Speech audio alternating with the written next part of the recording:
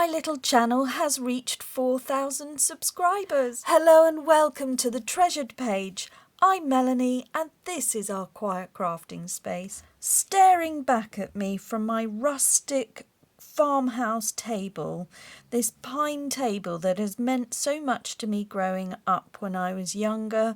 We had meals on this, we did homework, and here it is being used to craft upon it. It's got covered in glue and ink and all sorts, and it's still a sturdy, solid table. It's not very large, but I have managed to put every craft item that I own on it. If only you could see. Welcome to the reality of the treasured page. Here we have my surrounding area of where I craft in this very small limited space, and it's perfect, it's fine, it's home, it's my quiet crafting space, and you've all joined me here for many a story to hear all about, well, in this case Marion North. These are some of her extracts of her beautiful paintings as she's travelled the world in the 1800s. This fantastic Victorian lady who took the world by storm. She didn't listen to anybody, she just got on and did it. She painted straight from the tube with these vibrant oil painting colours bouncing back at us, and she took a black and white sepia era and she shot in that colour, and she just went off and did her own thing. And it's that essence, that energy that I want to bring to the Junk Journaling channel, and also to inspire others around the world. So you've seen my logo. It's a giant blue butterfly, and in the centre of it is a key, an ornate old world key, and that is to symbolise the unlocking of creativity in others as we spread our wings and we have this ripple effect, the butterfly rippled effect around the world. And that is where the inspiration came for that symbol of the treasured page, to be able to create treasured pages together, to be able to bind books if we so wish, or to pick up other books and start putting things on there that are meaningful to us, things from our life, clearing up our clutter and having a look at what has meant so much to us in our worlds, whether that was from the past, whether that's things that we haven't planned to do yet, or whether that's what is happening today. So if you are enjoying journaling in a traditional sense where you write down what you get up to, you make your plan for the future months ahead, and you also put down lots of interesting images and maybe photos of your life, then that is great. This is something slightly different as we're taking creative journaling a step further, bringing it into the junk journaling world and using skills that we may have had from paper crafting or quilting, sewing, painting, decorating the house, anything where you have expressed some form of creativity. That ends up in these beautiful books that we have been making. So here we are. I'm going to move some of this. I'm just going to give you something else to look at while I am waffling on. I think it would be nice for me to just carry on with what I also want to be doing this week, which is looking at binding. So I'm bringing in this scruffy sheet here, and I've just got some frayed burlap in Distress Oxide on a makeup brush, as you do, and I'm just going to give that a brown background. And there we go, that's how we can just take a white strip of paper, and with a few sweeps of a brush we've got a slightly more interesting background. There we go. So I've applied different pressures to see what sort of different marks I can get. If I push down, I get a stronger sweeping colour, and if I just lightly go over it, we just get a very light dusting, just very, very pale, very subtle, like that. So that's a good little practice. You can see the difference in colour there. I think that's just more that one has dried than the other. So that was frayed burlap. Then I've got weathered wood. Now I'm going to have a look at binding techniques, and I just want to have some samples.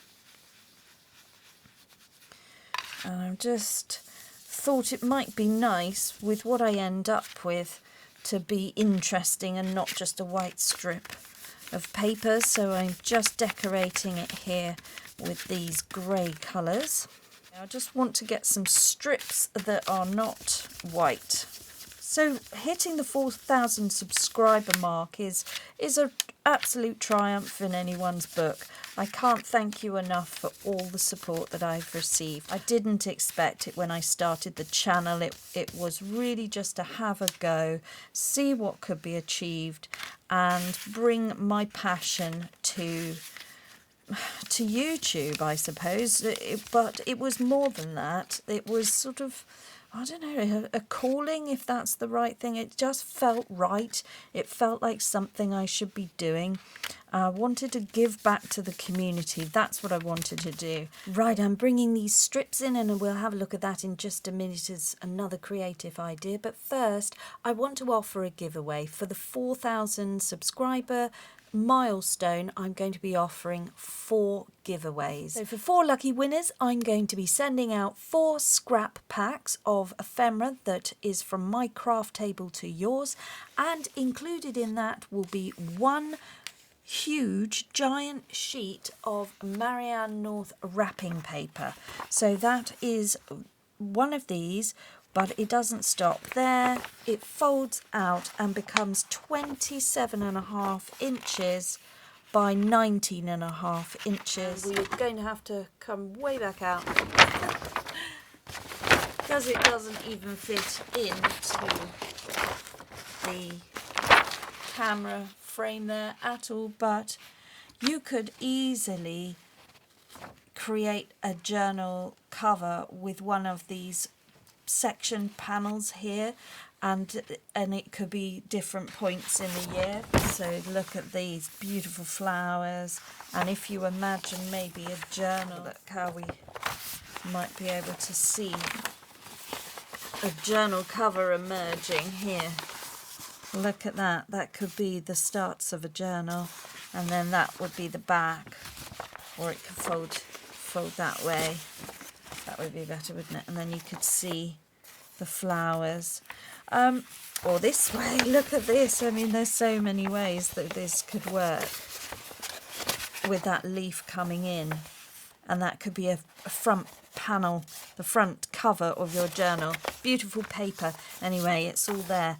So that's the first one. That was painted in Australia in 1880, and then this one is just stunning.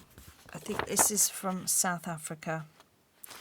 So that's going to be the next part of the story, is where she goes to South Africa. And then this is the other side. And look at these beautiful greens, and how you could do tags and some amazing journaling cards just using little portions of this sweeping colour. Really, really good. So that's that one. I think that's lovely. And then this one is a pineapple from Borneo. Look at this. That one's super vibrant flame red colours there. So yeah, 27.5 inches by 19.5 inches. It's huge. It's all folded up. Nice, thick, excellent quality paper. And then this one is really fun. This one's from Australia. Her painting of a parrot, or a parakeet, or a cockatoo, or a pink, wonderful, amazing, very famous picture from Marianne. So that's lovely. And eucalyptus plants there, I can see. And then over this way, look at that. Isn't that stunning with these interesting shapes? So yes, that's the parrot. So they are going to be picked at random, and what you need to do to enter to get one of these paper packs, and there'll be a little scrap pack that will go with it in a glassine bag, will be sent out to the winner, which will be picked next week. So you've got a week to enter. So let me know what you've gained from watching my videos, what it has meant to you, and why you keep returning. And also let me know where you live, what country you are writing from, so that what country would I be sending a paper pack to. So I like to know where these things are going. It's interesting for me, particularly as I'm journaling about travels around the world. It's wonderful to know where my scraps are winging their way off to, especially as we have so many subscribers around the world. It is just so much fun to understand where my parcels are going. So that's fun for me to know where you're all from. So do leave that in the comments below. Okay guys, so I'm going to make the paper packs up and I'll be able to show you next week when we draw the prize winner, and I'll give you a little heads up as to when that's going to happen in the next few videos. But the comments will only be picked from this video, so don't leave them on any other video, just this one right here, right now. So this is very thin card that I've got here, and I've just been decorating it with some ink, and I've only used two colours. One is Weathered Wood Distress Oxide from Ranger, and the other is Frayed Burlap. And I've been using a makeup brush to just brush that on. And on these two here, I've pressed down really hard, and on these two I haven't pressed with as much pressure. So you can see the two different styles that you can get by using just two inks. So two effects from there.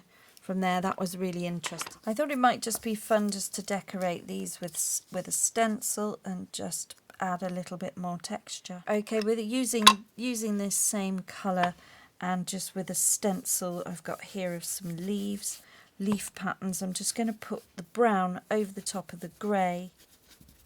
Okay, just add that on there. So I just want to have some samples of binding. I want to show off the different pamphlet stitches and see if we can work out some other stitches, and then I want to be able to stick the ideas down into the book on a page. And I thought it would just look nice if there was some interesting patterning going on.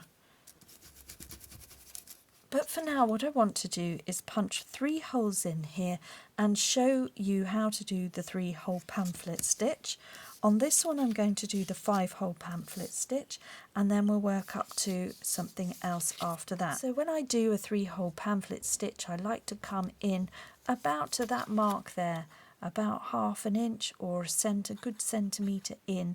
I wouldn't want to come up here, that's too close, and I wouldn't want to come down there, that's too far away. So about there is a really good idea, and there as well, and then one in the middle. You've then got quite a long distance stitch there, and in many cases if you've got a book, an A5 like this, you may find that that's not as much security as you want for your pages. So I'm just roughly guessing where I think the middle point is here, and I'm going to just make a mark there for my binding. And then on this one I'm going to do a similar thing, so I could just line it up for reference and aim for the middle centre part there. So for 5-hole, we're looking for 5 holes. I started off with a centre one, and then doing the same thing, I want to come in about there and about there, which is away from the edge about 1/2 inch to a centimetre. And then I would go from that point to that point and find the middle, and that point to find the middle, and then that would give me my 5 holes. So this is the 4th hole and the 5th hole. There we go. Okay, so we're going to have a look at binding. We're going to do the 3-hole, the 5-hole, and then we're going to move on to a couple of others and have a play with that, which is really exciting. So the binding methods that I see very regularly across the junk journaling community is the 3-hole pamphlet stitch and the 5-hole. So we'll just go through those. And this is a traditional Bookbinders thread. It's a wax thread, and you can buy it in spools like this. That's great, and that's what I use when I'm doing a proper journal. But I think for fun, a bit of fun, we could bring in some different coloured yarns. Absolutely nothing to stop us binding our books with whatever we feel like. And also embroidery, thread or floss, you know, what you can get your hands on, dental floss, anything. So don't be limited by not having a wax thread. You can bind your books any way you like. Let's just look at the basic ones that we already have perhaps heard about. Usually as a good rule of thumb, when measuring out your yarn, you would do 3 lengths of your project. So like that. Okay, so for the 3-hole pamphlet stitch, we go through the centre and pull through, leaving a good tail. That's what you're going to end up tying off at the end. Then you can choose which hole you use next. It doesn't matter, it could be this one or this one. I'm going to start at the top and come through there.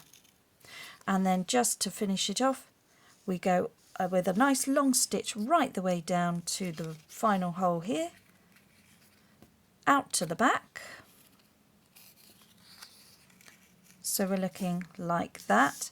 We keep this thread on this side, and then we're going to come back to finish it off up through the centre hole where we started, but avoiding the first thread. So we're now looking like that with a long stitch. We've removed the needle, and then you just tie it off, and you can, and then you look like that. And what I do is another knot. You can add a bit of glue if you don't want that slipping around, and you can either leave those tails long and have the fun of embellishing those and putting a dangle or a charm, or putting some paper either side of it and creating something that finishes off the end, or you can tie a bow to finish that, and we'll just do that here so that we've done that one. Okay, so we've done the 3-hole. Let's have a look at the 5-hole pamphlet stitch, just using the same red yarn here, and that's only so it shows up in the video. You could use whatever you want, but it's just to demonstrate the stitch. Okay, so now you're going to be tackling the next hole along, either this one or this one. Let's do this one. We come in from the behind and out. Just keep that one from going through. So we've got 1 stitch on the back. Then we go out the end one, and that gives us our first stitch there. And then we come back through this hole again. So we've gone or looped around. From here we then go all the way over to this one here and out the back, and that gives us a long stitch across the front there. And then we come back through the last and final hole. You can sort of plan it as you go. You can see where you need to be. So now we've gone through everything. Let's just give myself a little bit more. And then I go back down here like that, and then all I've got to do is come back up through the centre. Okay, and then I've got enough to tie it off like we did before. And that's how we do that one. So that is the 3-hole and the 5-hole. And then what I think we need to do is bring in a few more, which I've decorated with the brown background, and I've decorated with the grey on top. So there's a slightly different look, but just using the 2 inks. Okay, so let's have another little play. So we've gone 3-hole, 5-hole, and then I think what I'm going to do is try 9 holes, but this is going to be a slightly different stitch. So I'm just going to follow my rule by coming in about 1/2 inch and just eyeball it there and put in my hole, and I'll do the same on the other side. So it's just rough, okay? And then between those two, I'm going to say that that's round about the middle, and I'm going to punch a hole there. So that's fine.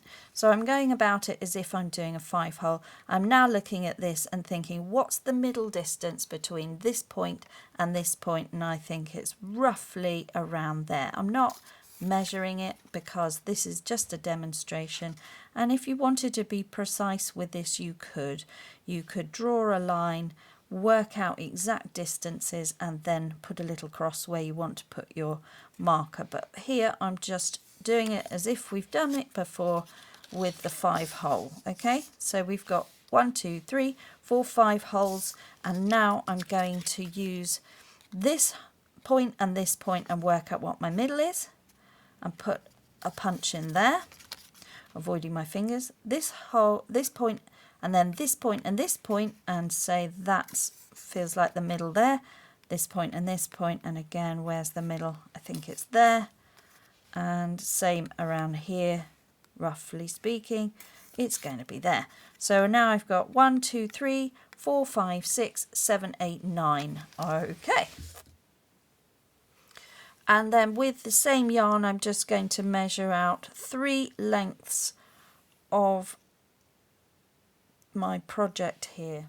Okay, I'm just putting a little drop of 3-in-1 on the end of my thread so that I can thread that nice and easily through my needle, flatten that off, and then I don't have to worry about it, just goes straight through. Okay, so that's how to do that. I'm going to go through my center again because I want to end up with these looking similar, so I'm just going to pull that through, leave a tail, and then we're going to stitch all the way up here. This is going to feel quite familiar because you just come up the hole next to it, pull through, and then you're going to go down and out the next hole.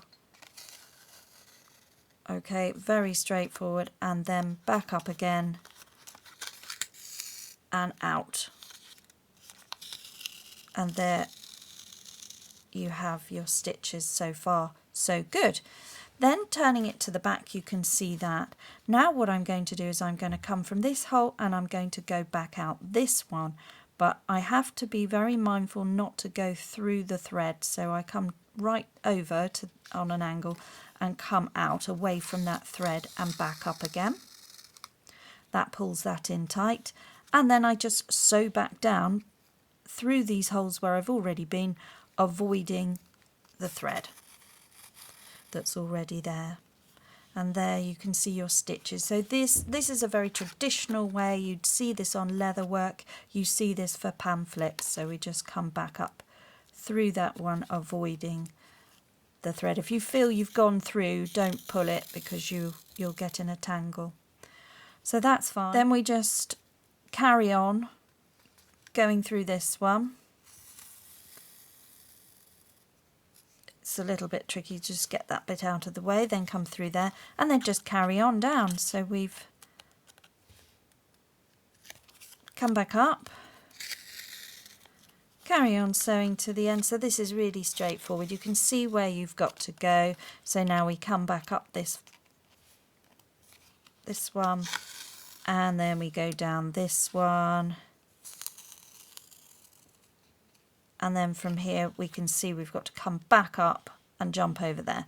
So we just come back in here, just move the stitch out of the way, make sure you don't go through that thread.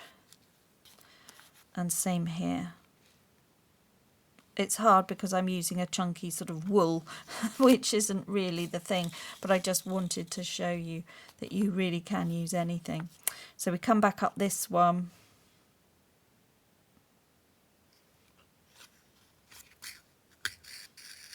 So to put my final stitch in, I'm going to go back out here.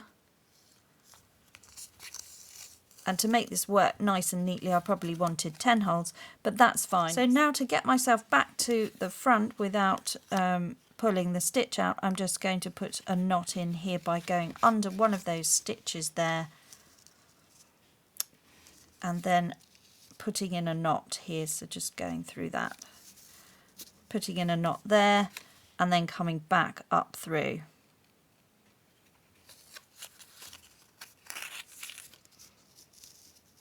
That's it. And I've actually got quite a lot of thread, so it uses less thread than you need, that one. And then I'm just going to tie off like we've done before.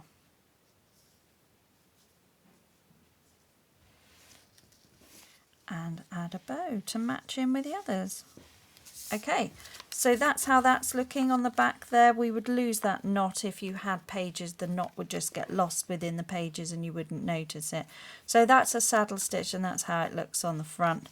And when you pull it taut, all those would line up. So we've got 3-hole pamphlet stitch, the 5-hole pamphlet stitch, a saddle stitch, which is great, looks nice down some booklets if you wanted to have more holes and make it decorative with some interesting thread or yarn. And then I think we'll have 2 more. Okay, with this one I'm going to punch my holes again in exactly the same way as I did for the saddle stitch, just finding what I think is my centre, then what I think is my centre between those 2 points and my centre between those 2 points, then working here between those 2, where's my centre, put that in. You could do another one in there as well, it depends how much you want to do. I mean, binding isn't for everybody, is it? You can just get a little bit caught up. I'm not sure what I'm doing with that last one, so I'm just going to put that to one side. But yes, you know, it's worth to try and have a little go like this, because you're not dealing with the pages, so you can easily get familiar with the stitching. And then you haven't got to fight with all the pages. So if you know what you're doing, it's a great way to learn. So instead of putting it in the middle, I'm going to start at the top, and I'm going to come in from the other side so that my tail end is out the back here. So we'll leave the tail end out the back. Then I'm going to come down to the next one and come out. And this is called a dash stitch because there is a dash. So we would leave that one free. So let's have a look at this idea. So I'm now going to tie this bit in a knot up here. So I'm just tying that off so it's not going to be moving. All right, now I'm going to come back up this next hole here. And I'm going to come down like that. And that's my next dash. So this is a dash binding. Back up through there, down through there, and you can see that this is quite a nice binding here.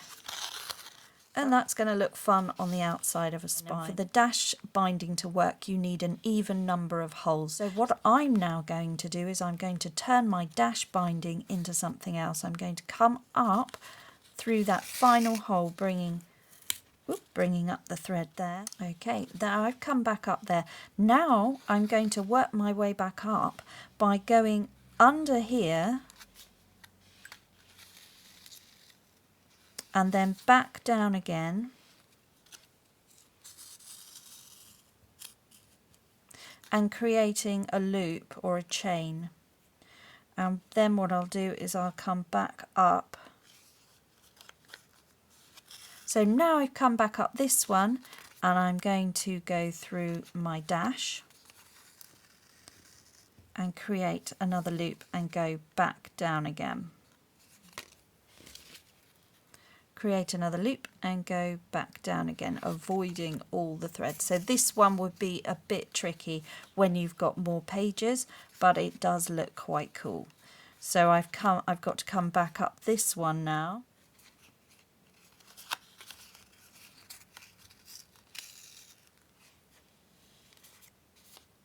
And going through my stitch, my dash stitch, and bringing it back down through here.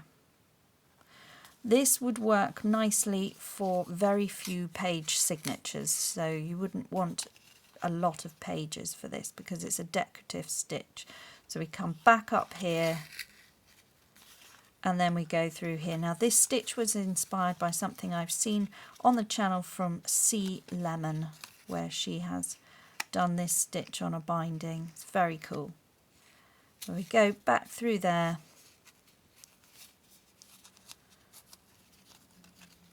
just pull that through, and that's all there. And then from here I can just tie off there. And what I'll do is I will tie around the bottom one as well. And then I would just cut those short, put a bit of glue on there. And that would be the outside of the spine. this would be the inside of the signature, so that's what you would see, but we could then work around that to cover it up, but that's what it would look like on the outside spine of the journal, which is really fun. Okay, and that's how we're looking on the back. That's the 3-hole, the 5-hole, the saddle stitch, and then that was our dash with a chain stitch there. That's really cool. This one is my final one that I'm going to do today. I've got 9 holes in there again, no different from how I've punched these two. And now I'm going to do a dash dot binding stitch, which looks like this. So we come through the top hole with our threaded needle, pull right the way through and get the tail. And leave a tail, hold that down, and then we bring this one single stitch right the way over, right down to the bottom, and go through the bottom hole and make one enormous stitch all the way along like that. Then I found some wooden beads from an old bracelet, and I've got 7 because I'm dealing with 9 holes here. And now what I'm going to do is start working my way back up by moving the central stitch out of my way, coming back up through that second to last hole there, bring the needle up and pull through, and now I'm going to add a bead. So just make sure that the whole of the bead will pass through your needle nice and easily. Pull that down to the end, come over your stitch and out through the hole, avoiding your first thread.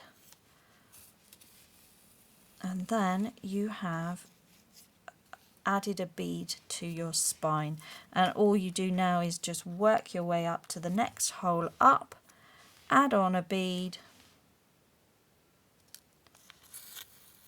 and sew it on. Just move everything out of your way when you want to come back down.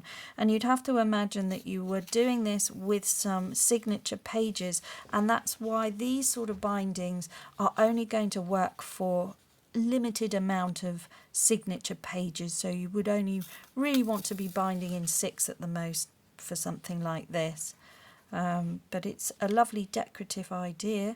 And this is a twist on the dash dot stitch, so that's the dash, these are the dots, but instead of a knot, which it would be normally, you would do the same thing but without the bead, so all you'd create is just what looks like a very small knot, and it would just go down there, but I'm just putting a bead on to emphasize it really and make it more fun and decorative. This is what it looks like. You come up, then you go back down again, and it will look like that, which is really subtle and not a great deal difference to that really, because it will get lost in the hole. So I think it's quite nice to add a little bead there and just play with the idea of fun binding, because binding can be fun. It is a little bit more tricky. It just requires a bit of patience and practice like everything else, but it's quite fun, isn't it, to add a little bead there and then really give a polished look. So we just go back down there, avoiding the first thread up. There we go. And adding the final bead, here we are, and going back down through that hole. And there they're all sitting nicely. Isn't that fun? Actually looks like a bracelet or a necklace on a backing card, doesn't it? And now all we need to do is just tie that off with a knot and go round again, and I probably would put some glue on this one and then just cut those bits off. Just pull that end bit through like that, and then a bit of glue to just stick that down, and then that neatens the whole thing up, because that could be your centre of your signature, or you can work out a fun way to hide that in an envelope or something. But that is a really fun decorative binding stitch there, so there are some options for you to play about with. And how fun is this to make some sample cards, have a play about with the stitching without worrying about those signature pages getting in your way. Get familiar with something that you want to have on the outside of your spine, and then you can put the signatures in once you've got your ideas worked out as to how you want to have your binding. So leave a comment below as to which of those you found fun and interesting, what's your favourite, and which one do you think I should go for the Winter Whispered journal. So it's interesting, isn't it? These are all really nice and they're all going to have a different look, and I'm going to be using white thread on the back of my pale frosty blue cover, so it's interesting to have a little think. That would be perfect for a nature journal if it was a brown thread or green. So it's just giving you some ideas. All fun and excitement round here at the Treasured Page with options to win. So do please leave a comment below if you'd like to win a scrap pack and one of these wonderful Marianne Noor gift wrap papers from the Kew Garden collection. I've kept some back for myself to play with, so I'm going to be using them in future journals as well. I just wanted to show you an example here of where I have used a shiny sticker. So when you've got papers such as this, when it's got a shine on it, if it's from a magazine or if it's from a calendar or something like that, I have been having some success by using this Liquitex matte gel medium, and that will get rid of any sheen or shine. You just paint it over the top. And another idea would be a matte Mod Podge you could use as well. And these sample binding strips could then become little tucks or belly bands. You could link them together to create something, or what I'll probably do is put them all together and create a big sort of strip there. I think I'm just going to stick these all down here and create a page, even that one with the bump, because you know we're obviously getting to be chunky roly-poly here, but that doesn't matter. I quite like that in some journals. So I'll just maybe play around with those next time, and we'll stick those in and become a really fun idea. And I hope you've had fun and value there. So do please continue to like and subscribe to the channel. Give me a thumbs up. I love that when I can see that you've enjoyed it. And leave a comment below if you'd like to win one of these ephemera packs. And I will be looking forward to seeing who the winners are next week when we call those out and see who's won. Okay guys, so thank you so much for watching, and above everything else, just slow down and make crafting time for you. Bye bye now.